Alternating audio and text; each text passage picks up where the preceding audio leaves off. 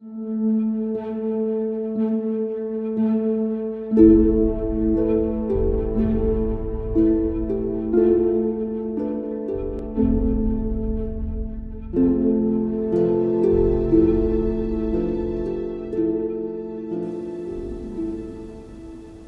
have promised to add some of my reflections to all the exchanges about the war. I want to add just some reflections and maybe discuss with others about it. Because I think in this conflict we see very deep divisions in the Christian world coming to the surface. And as I said last time, with the visions of Fatima, we are alerted. We must be alerted. Fatima is like an alarm bell ringing for us, especially in these days, because those who know the apparitions in Fatima, those who don't, just check it out. I'm not going to do that here, but those who know the apparitions of Fatima, they realize when we see this today that there is many questions surrounding what was said by Our Lady there that are still unanswered.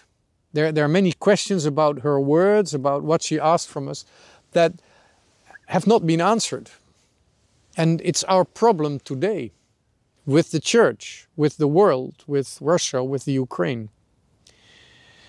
Now, my reflections, I would say, they are not based on special expertise or a diploma in the Russian language or in history, but on an experience that I'm very, very grateful for. I lived for 10 years in the former Soviet Union. After having traveled through it, I went to stay there. I spent there 10 years in total between 1997 and 2007. And during 7 years I was a chaplain in the prison of the capital of Lithuania, Vilnius. Now, if you have a utopian society that is perfectly inclusive, it is so perfectly inclusive that it is surrounded by barbed wire and minefields to prevent anybody crazy enough to disagree with Utopia from leaving, then this whole country, this whole state, consisting of many nations, is in fact one great prison. And if there are any official prisons in this country, what you have is like a concentration of this spirit, of this society, of what keeps this society together.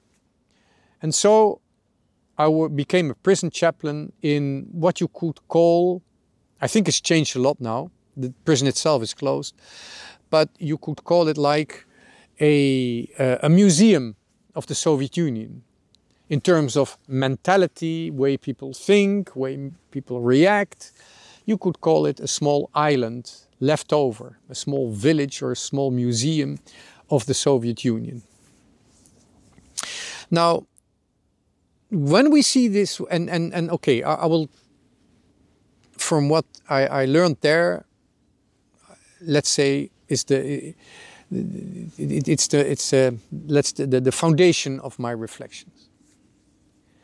I would say that the lesson I learned from there is when there is a war, when there are political revolutions, civil war, real war, whatever, you can do two things to find the cause of war. You can follow the anger or you can follow the money. Now, to follow the money is somehow in our time, especially in the West, it's easy because it is more or less public.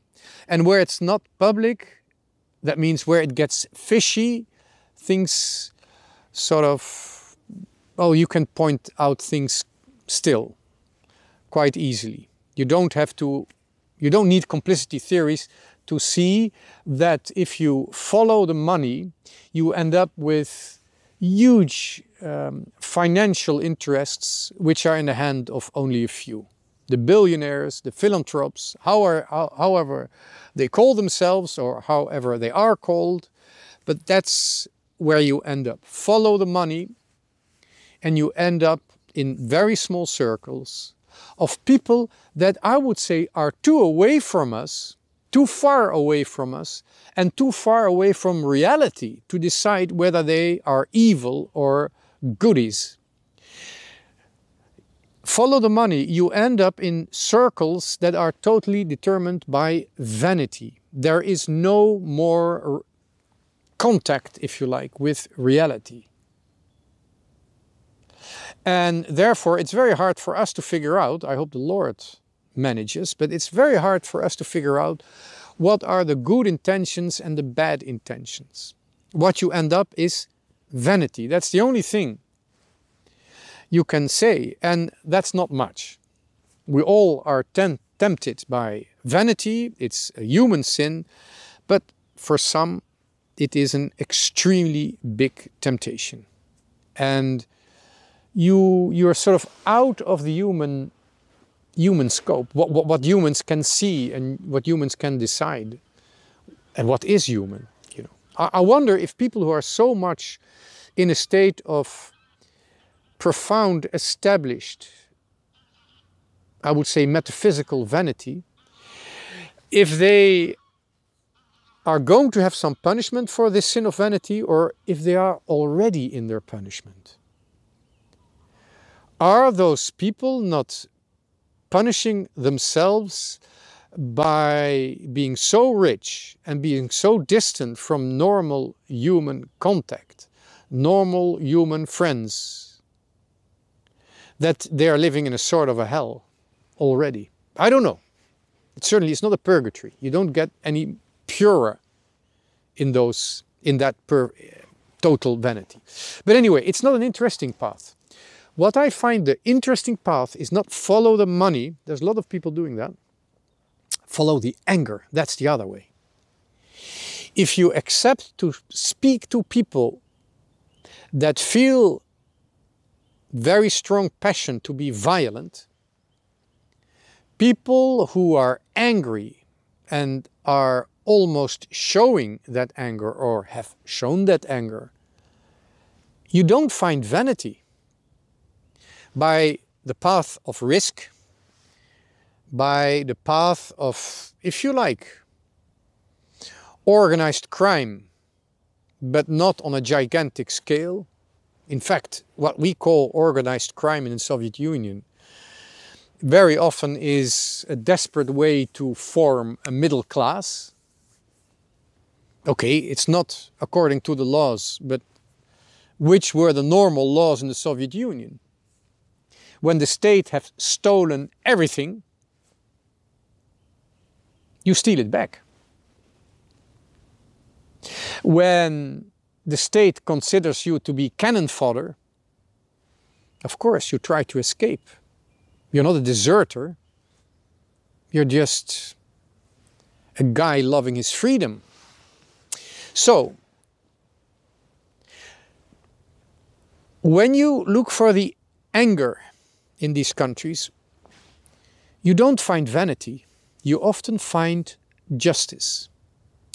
Justice has been so brutally violated in the former Soviet Union and in also Middle European countries. Stop calling it Eastern Europe, Poland, Slovakia, the Baltic state, Romania. All those countries, they are Middle Europe. Stop calling them Eastern Europe. They're very different. They have a very particular culture of being a shock breaker between East and West. Anyway, follow the anger. When you talk to guys who have taken risks in their life already and who have had to deal with violence, before attacking, they often had to defend themselves. When human dignity has been violated many years on, when there was no justice, there is a very hidden anger in people. And this anger is illuminated, at least in part, by human reason. For St. Thomas of Aquino, anger is the most noble passion of human beings, because it is always related to reason. Somewhere reason has been violated before man becomes angry. So what we must do as pastors, or at least try to, especially when we're prison chaplains, but also when we are chaplains in the army, because an army is an institution where anger is being not used, but tamed in order to become something that is useful for man. It's another thing. But if we want to be real priests who reconcile with the men in those countries, because for them the priest is just either somebody who is corrupt or somebody who is a bit effeminate, who doesn't know the real problems of their post-communist society. To solve this war and not win the war but win peace, we have to respect the anger. Follow the anger. You will find injustices that are very, very deeply rooted, far beyond communism maybe. And that's what we are going to try to do. Follow the anger and find the deepest causes of the conflicts that God has allowed. And if He has allowed them, it is so unity be stronger when peace is won again. Christ has been obedient to His Father and has allowed His Father to let trials be upon Him, so that He had to look down into the abyss of human sin. What is happening now is again our Lord, the Almighty, allowing us to look into an abyss. We must find the light again of God's glory, of the resurrection, so that if we win not the war but win peace, the unity will be more glorious and more fruitful than it was before. Follow the anger and you'll find injustice that needs to be redeemed by our Lord Jesus Christ. Follow the anger and you will dig up an injustice that was very deeply hidden. And it must be healed. The anger must be appeased. And it can be healed by Christ. It can be redeemed by our Lord Jesus Christ. And He's the only Redeemer, the only peacemaker.